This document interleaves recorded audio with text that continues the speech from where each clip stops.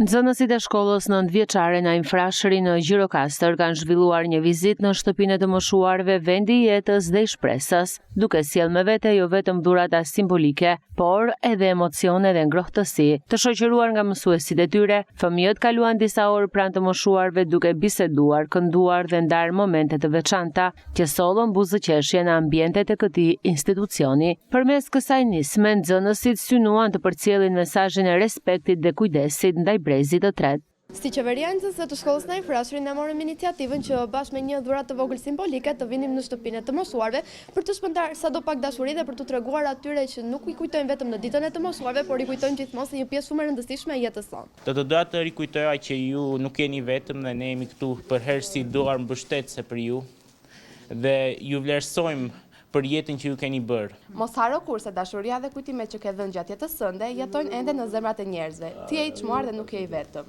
Qeveriancësve në Infrashëri. Ky aktivitet u vlerësua edhe nga stafi i qendrës, i cili theksoi rëndësinë e ndërveprimeve të tilla për mirëqenien emocionale të moshuarve. Gjej rastin edhe mundësinë për të falendëruar nxënësit e shkollës 9-vjeçare në Infrashëri që gjithmonë janë prezent për të marrë pjesë edhe për të ndyer sa më mirë gjyshit edhe gjyshet tona. Këto vizita jo pa qëllim janë me rëndësi sepse sadopak edhe gjyshrit tanë shmallen me niprit edhe me besat. Gjej rastin edhe mundësinë për të ftuar edhe vizitorë të tjerë, pse jo t'i shikojnë edhe të kalojnë disa çaste të gëzueshme me ta. Duke ardhur ta, më mushtohet jeta. Kjo rini që është sot, do t'jetë të mbaj vendin.